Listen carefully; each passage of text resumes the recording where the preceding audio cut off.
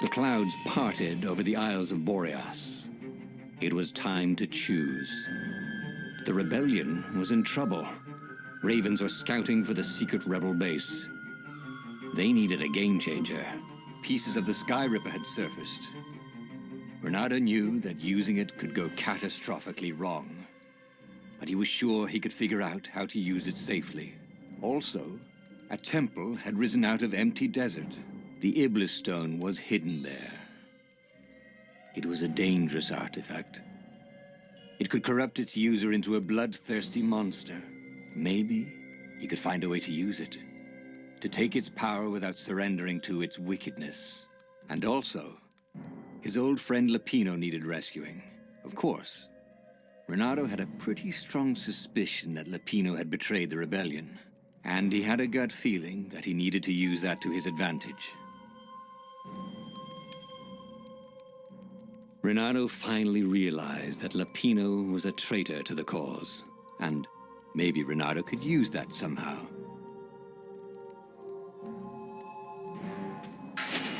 Ah, Lapino. Apparently, the Mad Rabbit had sold a Pegasus that he did not exactly own.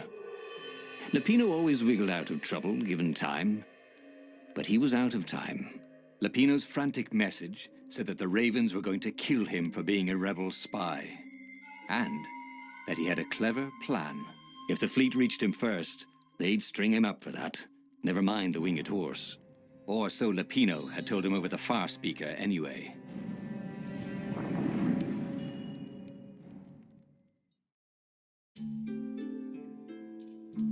Lapino had apparently managed to confuse the judge by arguing that he hadn't actually stolen a winged horse. He'd only sold it. But wait, where was the prison? The village was empty. Had everybody fled the Ravens? Sometimes, Reynardo really hated inanimate objects.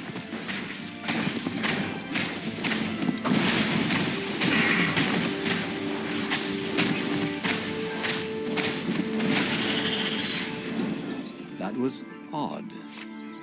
Reynardo had been here, at this exact place, at this exact time. But this time, there were so many more ravens.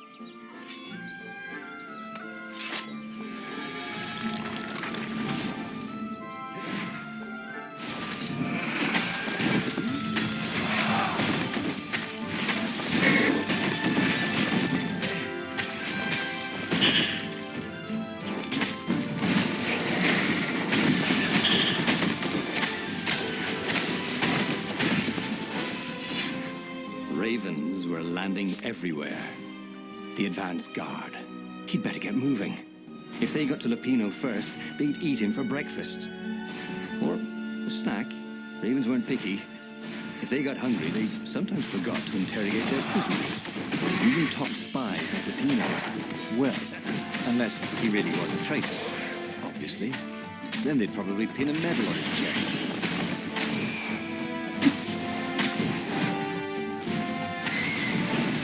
Reynardo felt ready to become faster, stronger, bolder.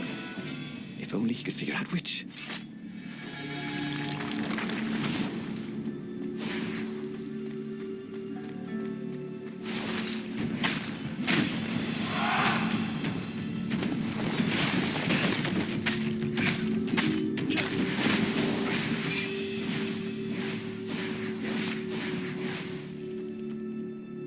Dirty and bloody, Reynardo finally reached Lapino.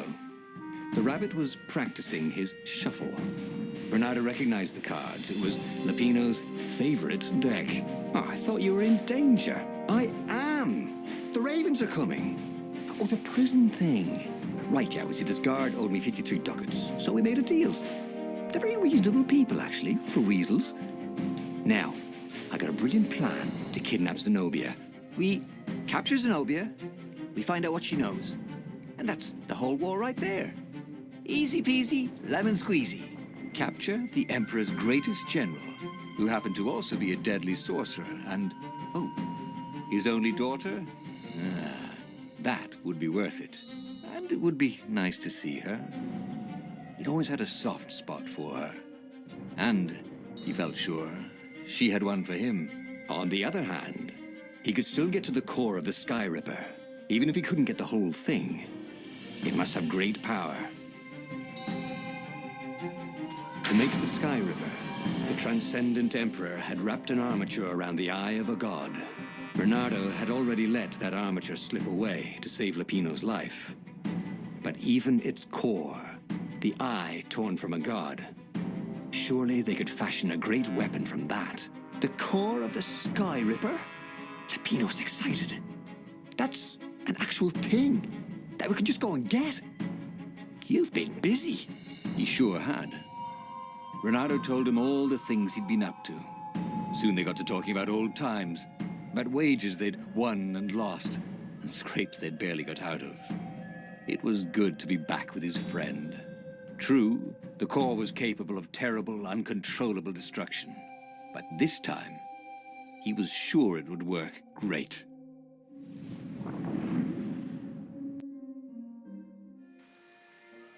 It's beautiful here, thought Reynardo. It was nice to be back with his old war buddy. All right, Lapino was a traitor. But still, it was good company.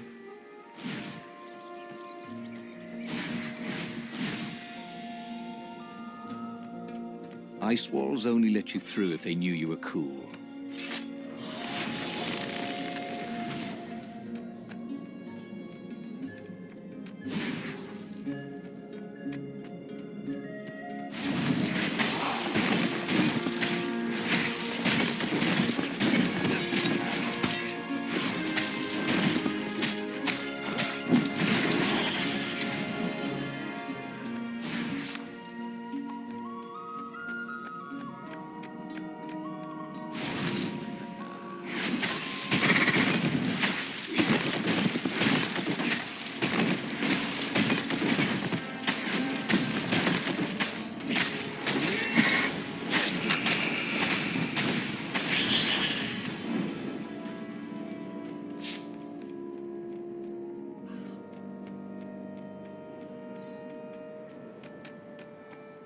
How could you convince a firewall you're its friend?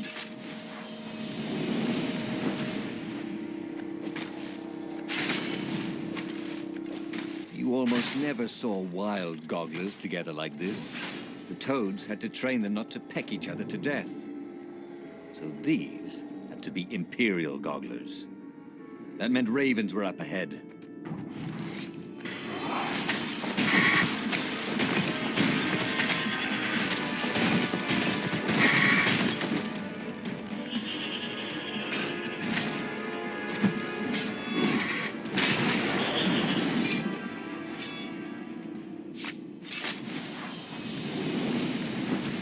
There was a pleasant breeze coming through that door. Had it been closed before? Reynardo felt wrong all over. He could feel an almost palpable sickness in the air. And if the land could have tumors, they would look like these monstrous crystals. The forest was quieter than it had been. There were insects, but few birds, if you didn't count the ravens. Reynardo smelled sick animals and dying ones. No healthy ones. And getting a bad feeling about this, Reynardo thought. Maybe Lapino was right. Maybe they should have kidnapped Zenobia instead of coming here.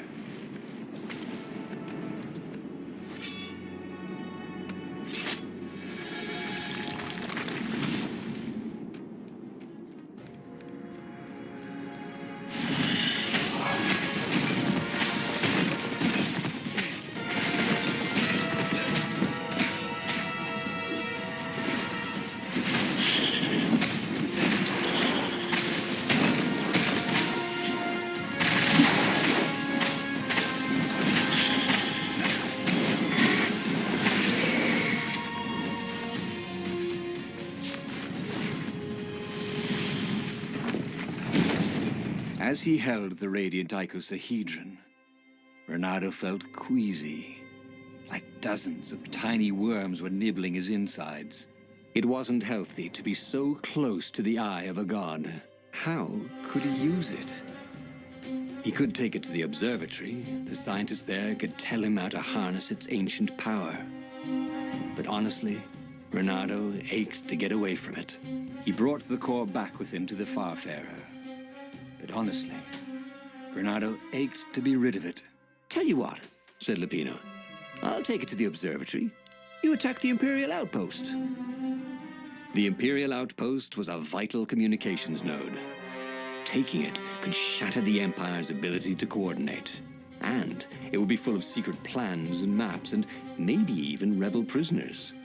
It was a good target for a hero like Reynardo. But what if Lupino lost the core to the Empire? That could be a good thing, couldn't it? Was Reynardo ready to take that risk? Maybe it was better if he brought the core to the scientists himself.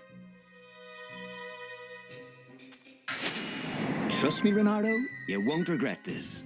I'll treat the core like it was my own baby daughter. As the Farfarer dived towards the Nexus, Lupino was jumping up and down with excitement.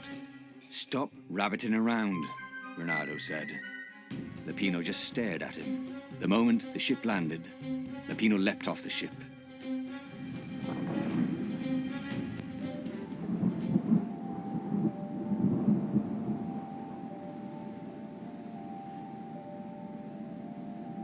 As Lupino vanished into the wilds of the Nexus, Reynardo vaguely remembered Lupino had a baby daughter, didn't he? And he told her mother he was going out to get some Easter eggs, and he'd never come back. But Reynardo was relieved not to carry the core anymore. He was already feeling better. And who knows, maybe this time Lupino would get it right. And if Reynardo could take the outpost, he'd have access to all the Empire's communications in the sector. Right?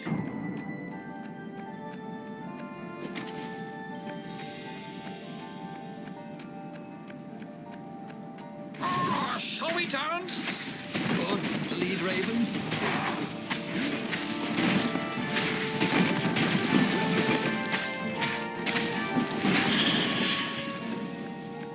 Reynardo caught his breath. His joints still hurt, but he couldn't feel the poison in his system anymore. He'd let the armature slip out of his hands to save his friend Lupino. Of course he had to let Lupino take the core. The rebellion needed every man doing his duty. And the rabbit would be no good taking on an Imperial outpost, right?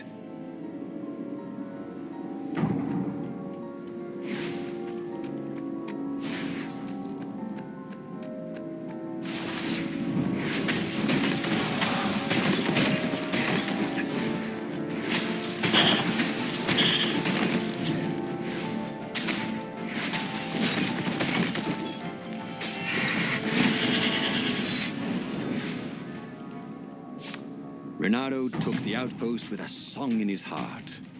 Soon, he was stuffing his sack with key messages from and to the fleet.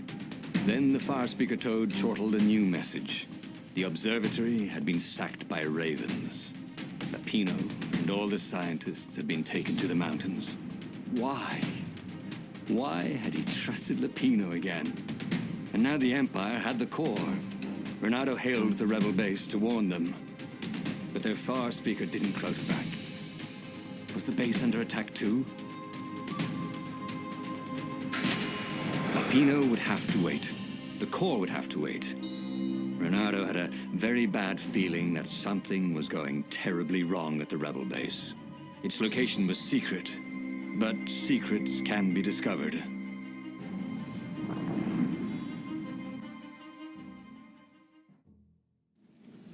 There were Imperials everywhere in the ruins, and dead civilians. The ravens were killing everything in sight. Reynardo was relieved to see no rebels among the dead.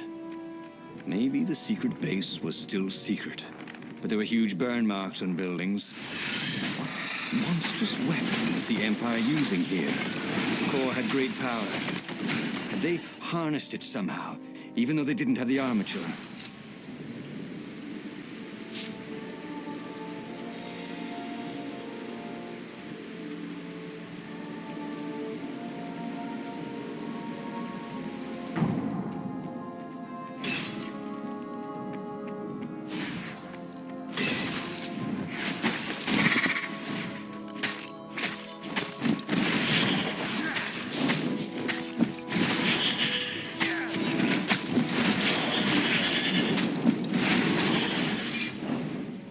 Even if Reynardo could rescue the secret base, then what? Without the Sky Ripper, they'd still lose the final battle. Oh, one of these days, I'm really gonna have to start thinking things through. He could smell charred flesh and hear screams. The ruins were on fire. But the Ravens had rigged up the core as some kind of burning ray. They wouldn't need to know the secret location. They were burning everything. It was killing them too. Their black feathers littered the path. He would have to take the core from them. It was the last thing he wanted to do.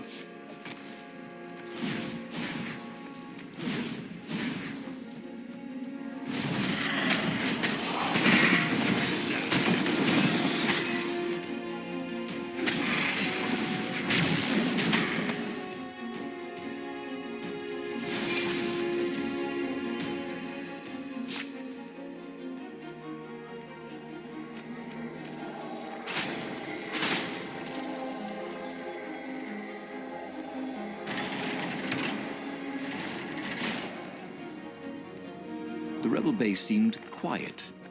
That was good. Also, it seemed to be burning. That was we needed some way to break the ice with this war, so to speak.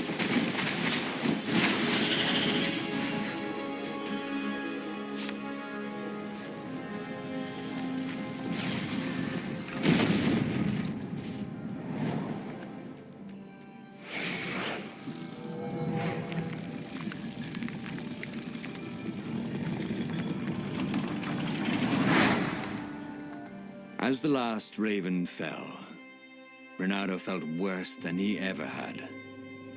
The core was killing him, again.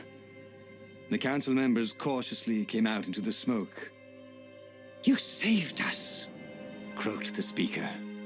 They would put the weaponized core deep in a cavern, she promised, where its poison could harm no one. They would heal him if they could, she said. No, it's a weapon now. We need one. I'll lead the charge. It will kill you, Croaked the speaker. I guess it already has, Reynardo said. She bobbed her head gravely. When all this is over, She said. we'll name our new capital city for you. He flew towards the Imperial fleet, a myriad ships in disciplined formation, waiting for the signal to destroy the rebellion forever. Behind him, the rebels were charging. If he failed, they would die. And so the final battle began.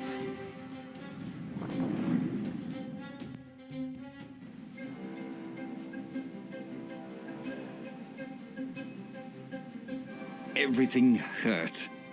It was unpleasant to fight this way. With each blow he struck with his sword, he felt weaker. Yet each time the core fired, it got brighter. As if the heat from the burning ravens and buildings only fed its hunger. He wondered where Lapino was. Wasn't he supposed to be in the battle? No. He'd been captured, hadn't he? Oh, Reynardo's mind was smoky now, like the burning fleet. He hoped this wouldn't take long.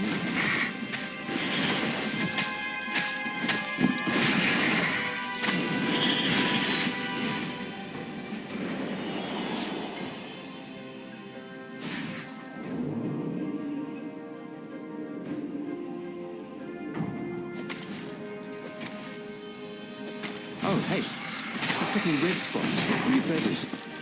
Oh, hey. Not yet.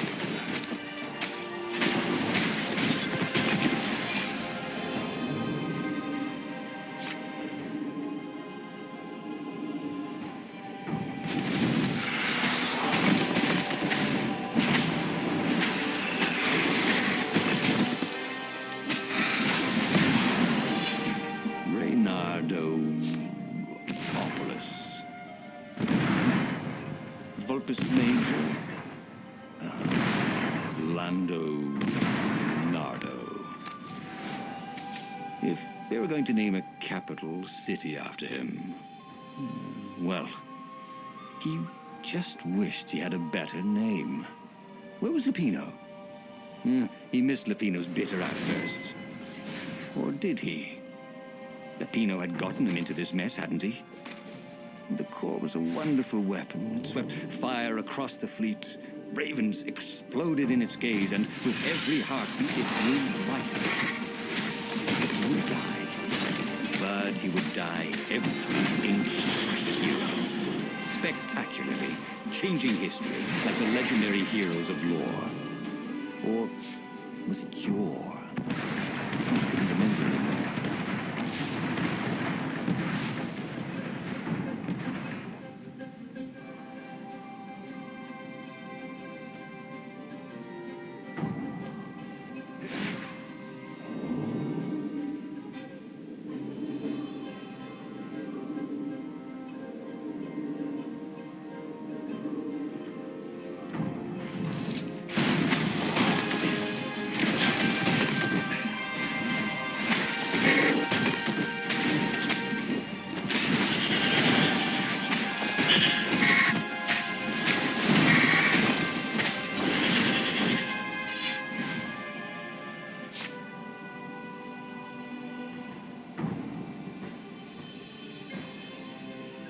Reynardo fell to his knees.